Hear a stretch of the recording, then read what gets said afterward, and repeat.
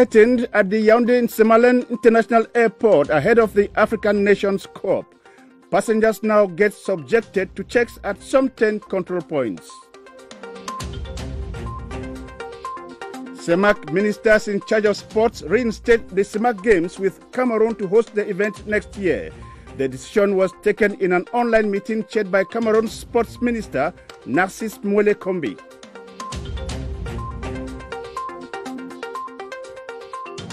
Loves Minprof has been knocked out of the first ever African Women Champions League.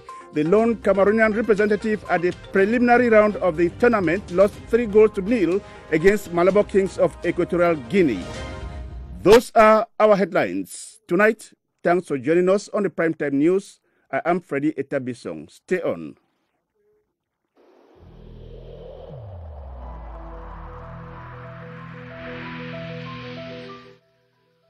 I urge you once again to put on your face masks, to wash your hands regularly, and to consult a physician or any other health personnel if you notice any symptoms.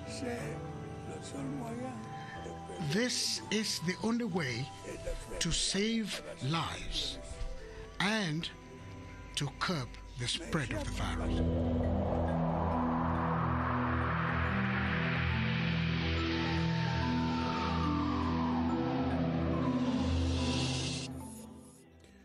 We begin this newscast with focus on airport security, as every passenger wishing to travel out of Cameroon through the Yaoundé-Nsimalen International Airport is subjected to about 10 control points from the main entrance of the airport to the aircraft, with each of the checks looking out for specific details. The overall objective is to ensure no harmful item gets into the aircraft. Emmanuel Avemue followed the different procedures and says it is a must for all passengers. The journey starts here for everyone traveling out of Cameroon through the Yaoundé International Airport in Nsimalen. Golf Echo, ici Echo Mike. At the main entrance, control is minimal and focuses on facial contacts. At the second post, cars are screened, but at the third, checks for travel documents are required. The passenger can now be led into the main hall, where police officials verify the validity of travel documents before the aviation company official takes over to register the passenger. Upon acquiring a boarding pass, which is again checked together with other documents by a police official at another control, access to the sixth point where the luggage is weighed, then the vaccination and custom duty areas is guaranteed. My role here is to do a pat down of passengers. Then you ask him to proceed and collect his luggages. Passengers at this point are expected to take off jackets, shoes, belts, and separate items with the different machinery employed to screen them. After this long but inevitable process, the last check leads to the boarding room. The service here at the airport is so excellent. People assist you there and there, and when you ask questions, they are ready to attend to you. The individual will again present the documents at the door of the plane to access it before takeoff. The Cameroon Civil Aviation Company has guaranteed visitors who will be coming for the AFCON 2021 of shore security. 175 cameras and 4 motorable cameras covering the airport and airport security agents and personnel have been reinforced. In the following report, Victor Siga focuses on the rules and regulations governing these measures. The Yaoundé-Nsimalen Airport has reinforced its security with 175 surveillance cameras and 4 mobile cameras that cover the airport premises from the entrance to the tarmac. There is also a pathway that prevents locals from getting into the airport. When you find yourself in a particular zone, before you get to the next zone, we already know the camera to put in order to follow an individual in the airport. We have cameras everywhere. Security has been reinforced in the airport, and no one is allowed access with any dangerous object. My role here is to do a pat down of passengers.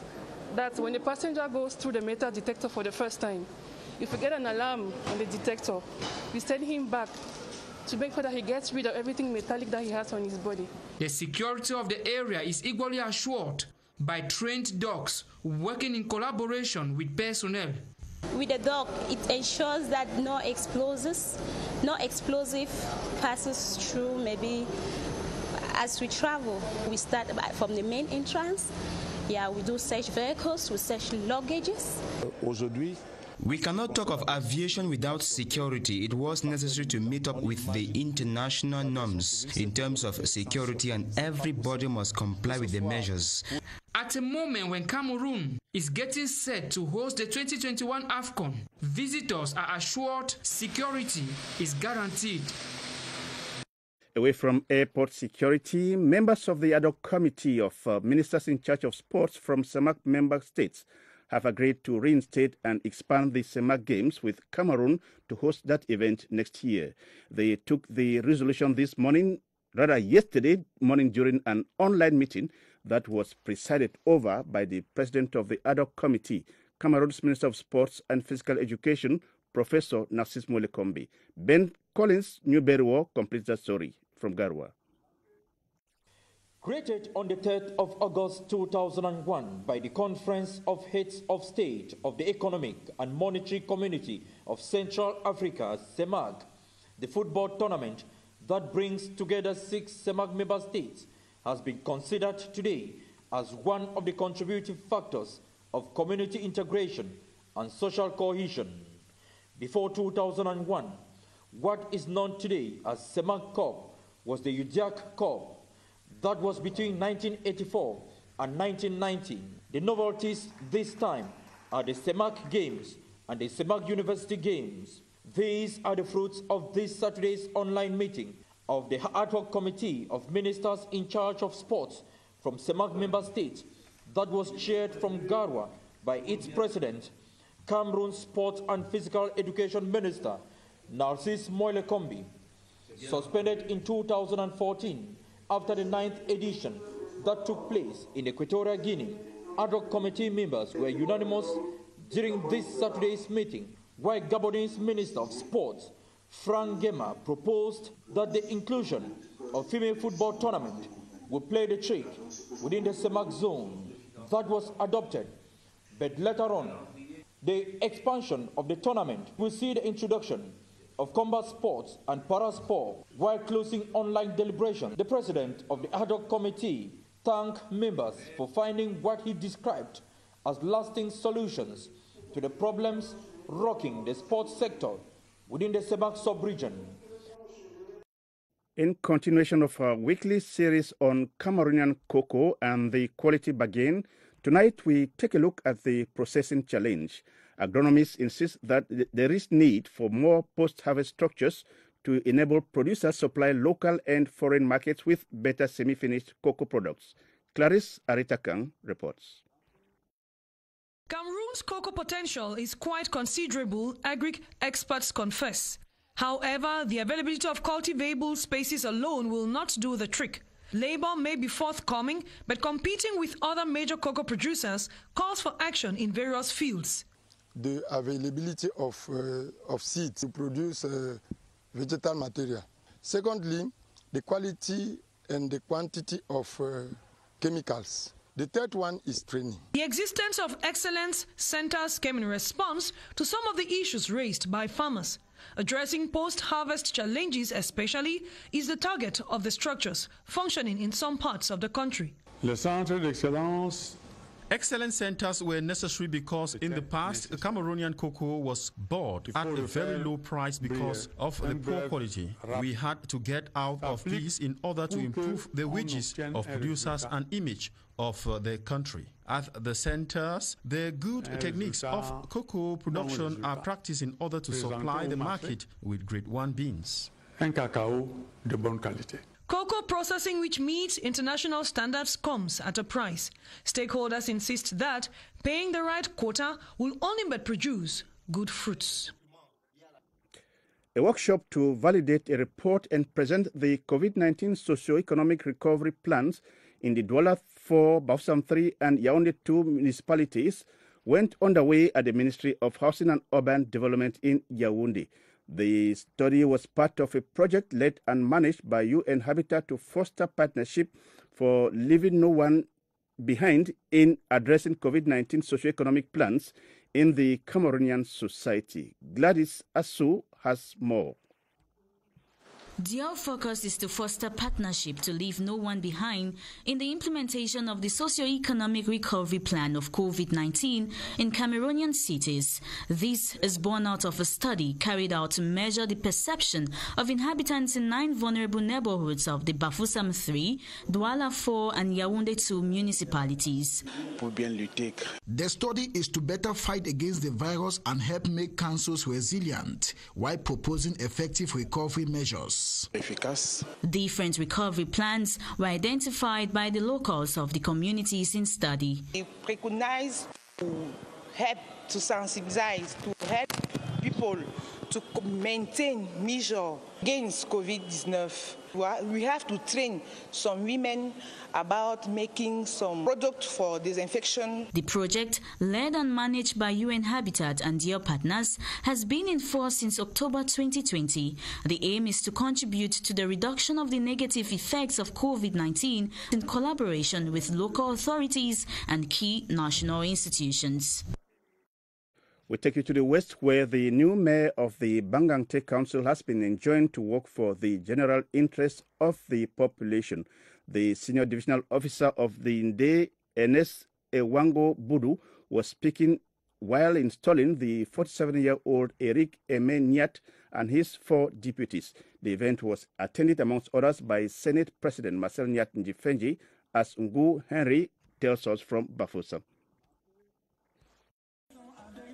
47-year-old Eric Emeniat has officially taken his baton of command at the helm of the Bangangte Council. While installing him and his 4 deputies, the SDO for the day challenged them to promote the socio-economic development of the people of the 7 chiefdoms in the municipality. Ernest Ewango Budu has advised the new mayor to fight against urban disorder, extend potable water and electricity, and intensify the hygiene and the sanitation campaign in the council area. He urged the new council executives of Bangangte to give the town a facelift ahead of the upcoming African Cup of Nations. The new mayor has promised to work with all the councillors and overcome the challenges. It's an honor to be part of all this new administration, and I want to work, and I will work with all the councillors and all the deputy mayors, so that all together we will lead the boat, which is Commune de Bangangte, to the development. The ceremony was attended by the President of the Senate, Marcel Nyat Njifenji, members of government like Minister Issa Chiruma Bakari, among others. It was interspersed with traditional dances from the Littoral, Northwest and the West regions. Our running series tonight on Cameroon, my beautiful country, we take you over to the Northwest region, one of the few regions which harbors colonial legacies with potentials of touristic attractions. Some of the prominent structures are the German buildings built several decades ago during the annexation of the country. As Karin Toussaint reports, the upstation neighborhood in Bamenda hosts many of these structures, which serve mostly today as administrative offices. Upstation Bamenda served as a major settlement site for German colonial administrators. This German fort, which now hosts the senior divisional office for Mezam, was strategically constructed by the Germans. When they came to Bamenda, they kind of settled on an area where they could be able to see the population and any oncoming incident from any angle. Reasons why they came up station here and decided to choose this an administrative area. The architectural approach in the construction of the buildings was unique and appealing. The materials, the raw materials that the Germans exploited in those days, actually they took their time They took their time, and that is why you can have this structure the way they are, and they are still solid. Many of such structures, like this primary school upstation Bamenda, still serves many purposes and has trained iconic figures in the country. For Nangwafo, and as well Simon Achidiachu went through these particular structures. The plea of many here is that these structures that are already in a depreciating state be rehabilitated for posterity. On to our obituary page tonight. A special prayer has been said today in Yaoundé for Allah to grant eternal rest to Sheikh Umaru Malam Jibrin, President of the Higher Islamic Council of Cameroon and also President of the Association of Interreligious Dialogue, who died last Friday. During the prayer, Sheikh Umaru Malam Jibrin was described as a man who worked for peace and religious tolerance in Cameroon. Ebenezer Kanga attended the prayer session and now reports. The special prayer that took place in the Central Mosque in the Brigade neighborhood in Yaoundé was in line with Muslim prescriptions, which require that a prayer be said on the third day of the death of a Muslim faithful to implore Allah to grant him eternal rest. The prayer for Sheikh Umaru Malam Jibrin, who died last Friday in Yaoundé, was attended by heads of Muslim communities and Muslim clerics, commonly called imams, from across Cameroon, members of government and the diplomatic corps, leaders of other religious denominations, and a huge number of Muslim faithful. There was the reading of the Holy Quran, testimonies and supplications to Allah to forgive the sins of Sheikh Umaru Malam Jibrin and accept him in his heavenly kingdom. A person that link religious community in Cameroon, Christian and Muslim, they were together through him. We have lost the one who was a peacemaker. Sheikh Umaru Malam Jibrin, who died at 67, was president of the Higher Islamic Council of Cameroon and also president of the Cameroon Association of Interreligious Dialogue. In relating news, late patriarch and former staff of Air Afrique and Cameroon Airlines, Yara Bazil, who passed on last May the 23rd, has been laid to rest in his native village of Nkumetu, one near Yaoundé. The burial rites and funeral mass said by the Bishop of Sagmelima, His Lordship Christophe Zoua, was attended by some state dignitaries, among them the Grand Chancellor of National Orders, Philemon Yang, and the delegation of Serac women. Gilbert Ongene has the report. It is at the foot of this baobab tree in Kometu, his birthplace, that the late patriarch Yara Bazil has been laid to rest. He is described as a person who lived his life like a good tree, bearing fruits emanating from his good deeds. You are a source of inspiration and kindness. To us, you are a monument. We love you dearly, and you will always be in our hearts. So it isn't a goodbye forever. It's the celebration of your life and achievements. Bishop Christophe Zoua of Sagmelima Diocese enjoined those present to, like the departed patriarch, shun materialism and embrace a life of faith and action so as to be celebrated on the day of their death. Our father represents everything to us. Who I am now is thanks to him. He handed me his last 5 million francs to enable me kick off my business when I returned from studies abroad. It is thanks to this support that I am who I am today. State dignitaries, a delegation of Serac women led by Linda Yang, family members, friends from far and near were present from the corpse removal at the mortuary of the Yaoundé General Hospital and at the Benedictines Monastery in Montpellier, where the Archbishop of Yaoundé, His Grace Jean Barga, said a pontifical mass to wish farewell to the patriarch. Still on our obituary page, ex-journalist and musical artist Jean-Marie Tundi Aissi, who died some weeks ago, has been laid to rest in his native Ahala village in Yaoundé. During the eulogy galore at his funeral, family members and friends qualified the man as a sociable and hardworking person who was God-fearing. Gerard Nanji Eyambe captured the mood and legacy of the deceased, who quits the stage at the age of 72. The memories of veteran journalist Jean-Marie Etundi, who died on July 14, 2021, are still fresh in the minds of many. Described as a dynamic and friendly person, the first provincial head of Radio Betois will be missed not only by his family, but also by his church community. Our father was such a nice man. We called him Lion because he was courageous, and he always encouraged us to be hardworking. He was my classmate, a very great man, generous, and he was a great organist.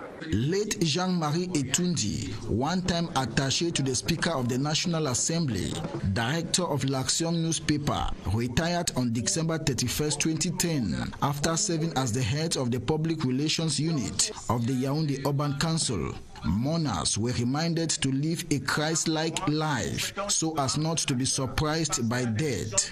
Born on March 1, 1949 at Ahala, Jean-Marie Etundi, commander of the Order of Valor and member of the CPDM party, leaves behind his wife, 5 children, and many grandchildren to mourn him.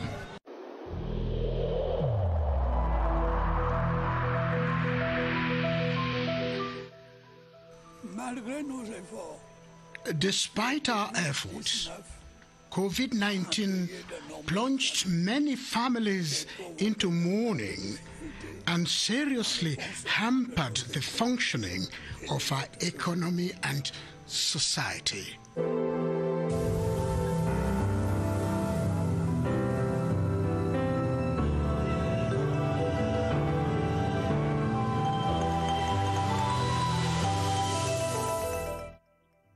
With the start of the month of August, health experts are calling on Cameroonians to continue making use of the available COVID-19 screening centers in the different regions of the country.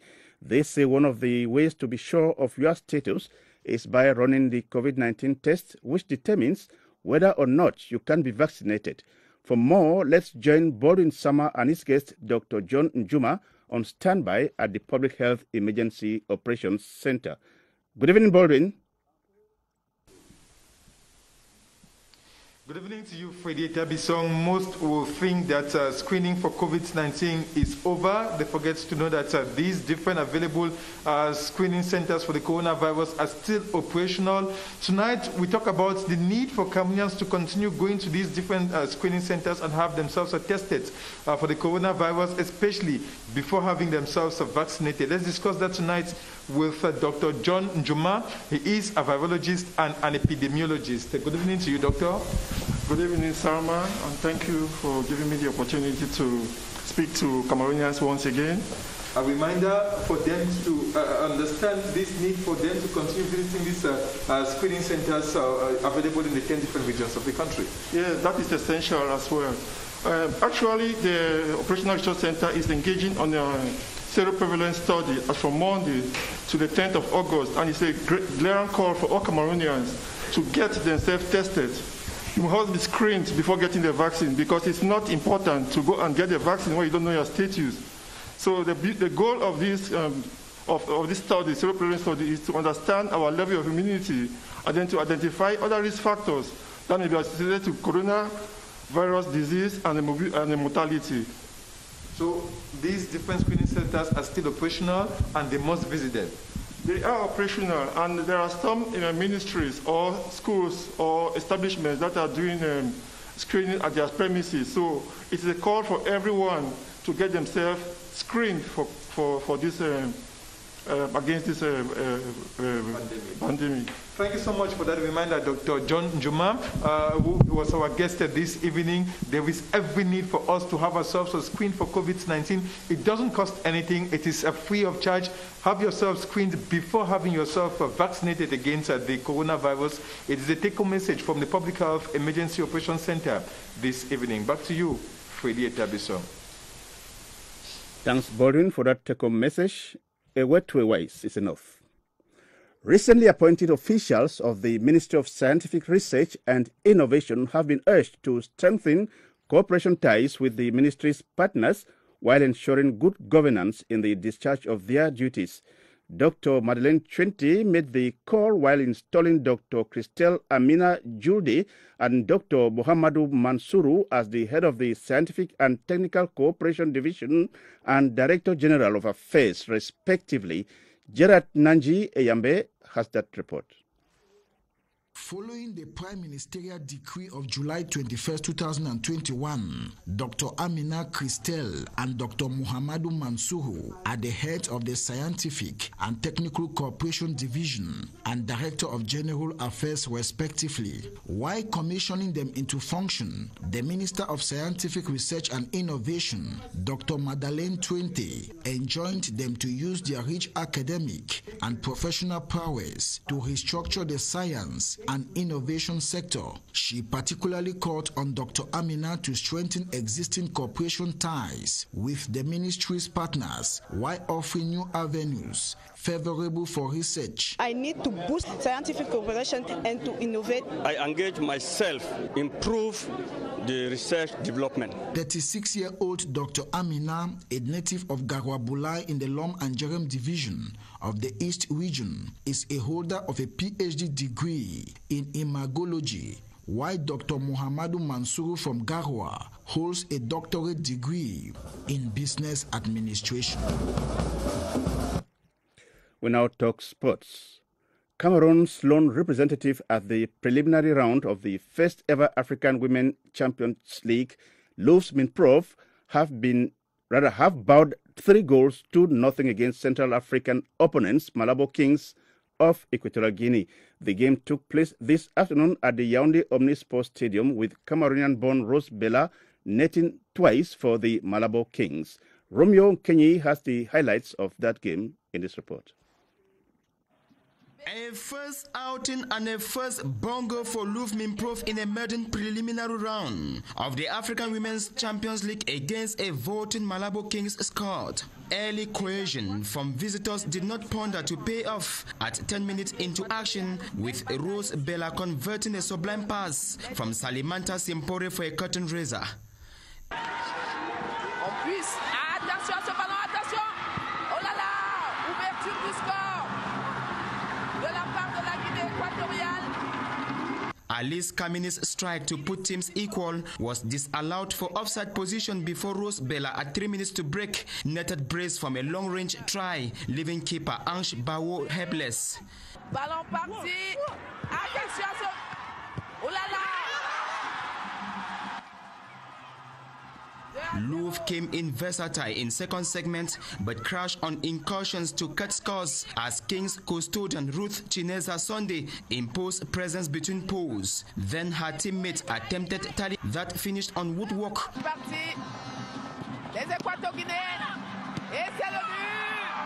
3-0 lost at home means Louvs Minprov is obliged to win at least with a 4-goal margin in the return leg game on August 15 in Equatorial Guinea if they want to progress for the next round. And it is with that sports report that we conclude tonight's newscast. Thanks for choosing to watch news on CRTV.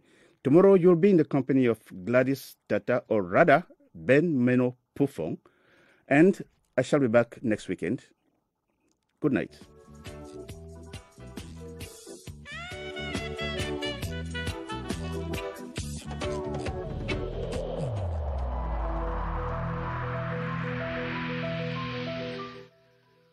I urge you once again to put on your face masks, to wash your hands regularly, and to consult a physician or any other health personnel if you notice any symptoms.